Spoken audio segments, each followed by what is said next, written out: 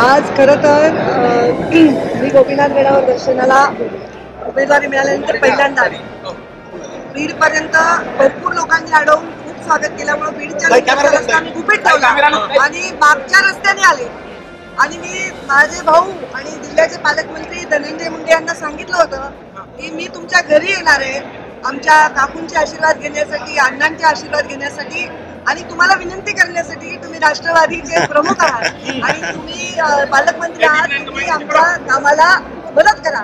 कारण सगळ्यांना जर मी मागितलं आणि आपल्याच घरात ग्रही धरलं तर बरं दिसणार नाही आणि म्हणून मी जाणार होते. पण त्यांनी मला सांगितलं मी गोपीनाथ गडावरच येणार आहे.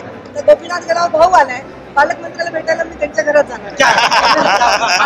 खासदार आणि पालकमंत्री माझ्या स्वागताला किती हेवी उमेदवार आहे मी असं वाटायला लागलं. माझ्यासाठी हा अतिशय भावनिक दिवस की ताईंना उमेदवारी मिळाल्यानंतर त्यांचं स्वागत खरं तर मी जिल्ह्याच्या बॉर्डरवरतीच करायला सांगितलं होतं. पण त्यांनी सांगितलं की पालकमंत्री आहे त्यामुळं तू घरी थांब, मी घरी येणार भेटायला.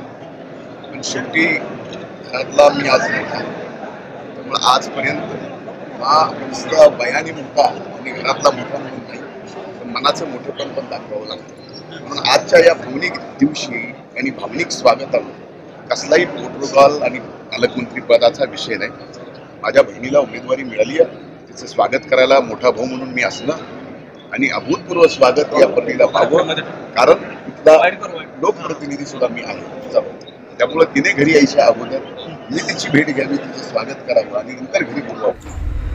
नमस्कार, मराठी माती या यूट्यूब चॅनलमध्ये आपलं सर्वांचं स्वागत आहे. राजकीय बातम्यांचा आढावा घेण्यासाठी आपल्या चॅनलला नक्कीच सबस्क्राईब करा. धन्यवाद.